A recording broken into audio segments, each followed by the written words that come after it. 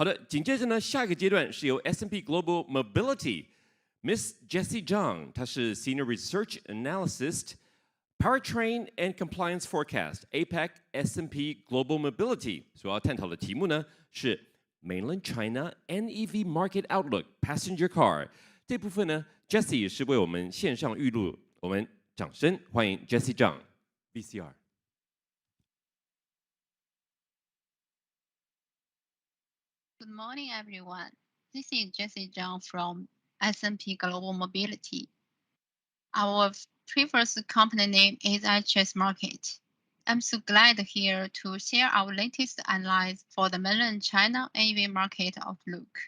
And today's topic will focus on the passenger car produced in Mainland China market.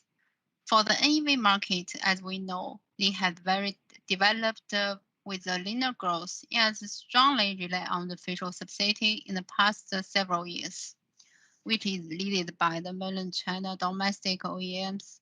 And with the improved requirement for fiscal subsidy, which has obsolete some NEV players in the initial stage, but also attracted more startups joining since 2018. In 2019, PHEV they have the slowly growth for a moment due to the CN6 emission regulation impact on PHEV product upgrading. In 2020, there have the very negative impact of the COVID-19 on the production for both the passenger car and NEV market, where Tesla has started its localization production in 2020. With its very strong fish cat impact on the NEV market in the future. In 2021, NEV market realized more than 3 million production, and this market has come from the previous car sharing market into the private user market, with the keen competition and more new players join. Let's have a look like why NEV market have the huge growth in the 2021. Firstly, the NEV market has a booming with the demand release. There are three key factors for the demand side. The first one is for the usage of the NEVs. The rise of the natural gas price brings more opportunities for the consumers who is still in the hesitate to change from the ICE to NEVs. From the infrastructure side, the developed charging station also easing the range anxiety for the BEV users. From the consumer side, we have listed the sales data of the insurance data for 2021 by province to show a more comprehensive view for the NEV sales. Firstly, let's see the BEV market. The BEV sales still focus on the restriction regions like the Shanghai, Beijing, Guangdong, and Zhejiang.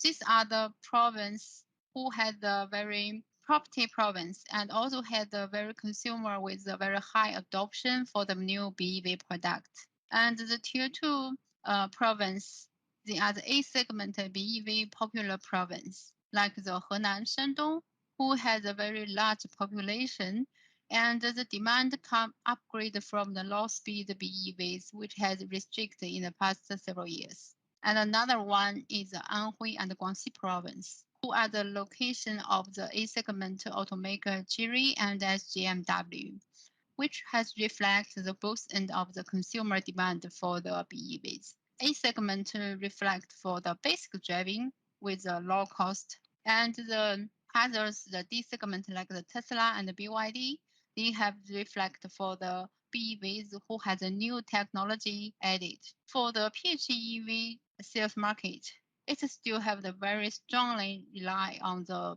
fiscal subsidy like the Guangdong and the Shanghai. And Shanghai will provide the free car plate for the PHEVs. And the other demand comes from the big size vehicle preference province. And in this province, like the Henan, Shandong, they also have the consumer preference for the European brand. And like the Tianjin, this is also the location of the FAW Toyota plant. And for Beijing, as Beijing, they do not have the BEV substantial, and for the PHEV, So there was have the limited sales in Beijing compared with the BEV. So it will show a very strong characteristic by the mainland China geography. From the NEV automaker side, 3 OEMs lead the NEV market growth in 2021. The first one, the BYD, who has the BEV product and the PHEV product half by half.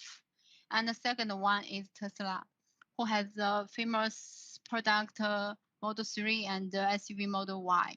And the next one is SGMW, who is the A segment BEV leaders with the Wuling Mini EV, the popular car. From the BEV segment production side, we can see that in the A segment BEV has the booming in the past with the low cost, low price, and the demand upgrade from the restricted low speed BEVs. Besides, OEMs also can get the positive NEV credit to benefit their profit from the A segment BEVs.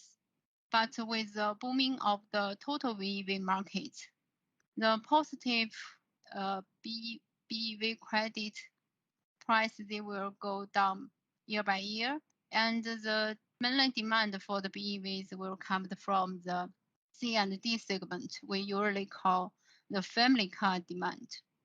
And for the PHEV market, we have listed the top 10 produced PHEVs from the 2020 to 2021.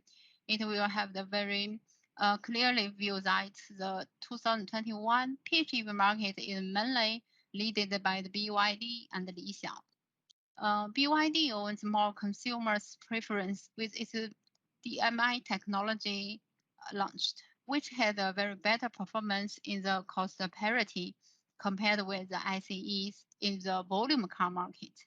And for the primary market, the competitors of the PHEVs is not only the conventional primary brand, and also have the more and more steps of the BEVs. And the Li Xiang, they only have the one product SUV Li Xiang 1, which has a very outstanding sales in the PHEV market in 2021 because it can provide the long e-range with a bigger battery capacity compared with other SUVs, and also has a very competitive sales price in the 6 SUV luxury brand market. The booming of the NEV in 2021 brings more confidence for the OEMs to accelerate their electrification transformation, as well as the long-term target to realize net zero emission. But how to make the successfully NEV strategy adjustment for the next step will be the hot priority for most of the OEMs. Then we come into the 2022. This is a very important timing for the NEV market. In the half of the year, we have to go through more than 3 months lockdown for Shanghai and Changchun, the two key cities for the auto and supplier production location, which brings more than 3% light vehicle production loss and more than 2% NEV production loss compared with our expectation in the beginning of the year for 2022. Well, based on government's requirement, the official subsidy also plans to end after 2022. For Shanghai, the free car plate policy for the PHEV will also plans to end in the end of the year, which brings more challenge for the OEMs to promote their PHEV products. And for the generally speaking, the NEV market, they start into a new stage, which we call it a stick term impact stage.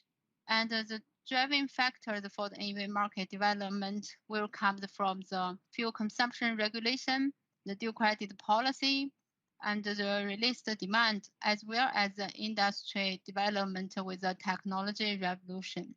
Based on our forecast for the passenger car production by proportion from 2022 to 2030, there will still multi-technology developed together. The main reason comes from the characteristic of the mainland China passenger car market. This is still a very dynamic but keeps a solid growth market. For the players, they still have the multiple brand strategy preferred by the mainland China domestic OEMs. And from the consumer side, which we have discussed for the very diversity of the market demand by the geography. And also they have a very strong influence by the government policy. So based on this information, MHEV will still play as a low-cost solution for OEMs to save the fuel consumption from the fleet level. And the low fuel consumption regulation launched in 2020. Also, they have confirmed the full hybrid technology contribution for the energy saving, which has driven the OEMs to speed up its HEV technology developed with more dedicated hybrid engine and dedicated hybrid transmission launched since 2021. Based on our assumption, there will be more than 22% AEV produced this year, which is higher than NEV quota required by the government. The NEV market will speed up since 2025 with more and more dedicated BEV platform launched by the OEMs, and it will reach the more than 33% in 2030. Even though the PHEV product still have the high cost, and it also had a negative impact with the facial subsidy fade away. The PHEV product still can get the positive NEV credit and also had a better performance in the fuel consumption saving, as well as it can easing the range anxiety for the consumers compared with the BEV. That's why OEM they have struggling in the adoption of the PHEV technology. From the market share, we can see the PHEV market is led by the mainland China OEMs, but 1/3 will come from the BYD, who has officially announced to stop the ICE production in 2022 and have the strong investment for the PHEV technology. Then PHEV, the other PHEV market is adopted for the big size SUV makers like the EU OEM and US OEMs. For the technology level, EU OEMs, they still prefer to use the P2 add-on technology based on their existing product, while the mainland China OEMs, they prefer to develop the DHE dedicated hybrid engine with Miller and Atkinson cycle technology added to improve the fuel efficiency. And also they have developed the multi-speed dedicated hybrid transmission with dual motor integrated based on their mature white DCT technology. And the dual motor integrated DHT, they will provide a very better performance in the high-speed driving. Where the IEEV with plug-in technology, they will continue to lead by the Lixiang One and also has some adoption for some mainland China domestic OEMs like the Dongfeng. But for the REV technology with plug-in vehicles, we can see they have the big battery capacity to provide a long range, and most is used as a performance vehicle for the primary market. And for the PHE production in 2030, from the technology level, we can see that there will be more than 65% the dedicated hybrid transmission with dual motor used for the PHEV to avoid the high fuel consumption in the driving phase state. And for the long range provider as a performance vehicle, there will be the more than 30% battery capacity, more than the 25, and due to the cost parity of the PHEV, there will still have more than 72% PHEV will be used for the D segment vehicles. Compared with the backup solution or the struggling for the PHEV adoption, OEMs they have the more confidence and believe in the BEV technology. especially with the fish catch impact of the stocks and the Tesla. Since 2021, OEMs they have launched their 2030 BEV sales target one by one, and the BEV will be very important solution for the OEM to realize the net zero emission target after the 2030. Based on our forecast, the BEV market production they will realize the near 1,300 million in 2030.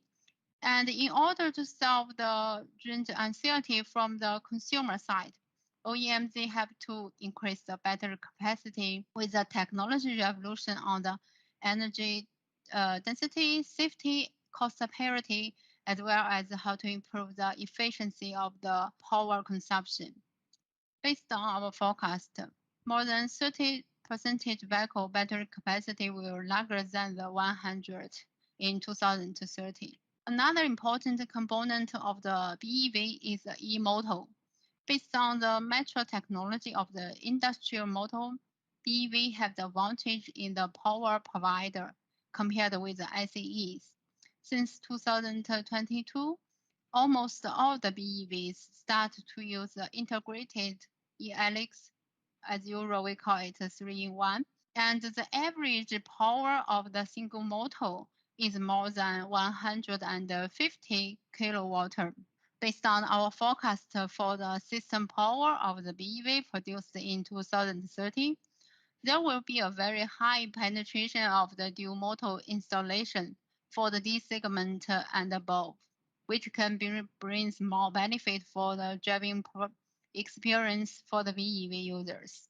So for the generally BEV markets, they were developed very fast with the technology revolution on the e-mobility, like the integrated e-helix, the 800 voltage, and the CTC for the battery technology, which will bring more opportunities for the new players, but also will bring more challenge for the conventional suppliers and also for the ICE automakers. So let's keep the tracking on this dynamic but solid growth market. And this is all the content for my topics. Thank you for the listening. And if you have the more questions, you can contact me by emails or by our colleague from the customer care. Thank you. Bye. Thank you very much to Global Mobility, S&P Global Mobility Senior Research Analyst, Miss Jessie Zhang. Yes, a long story short, the EV market is growing, and it is growing strong.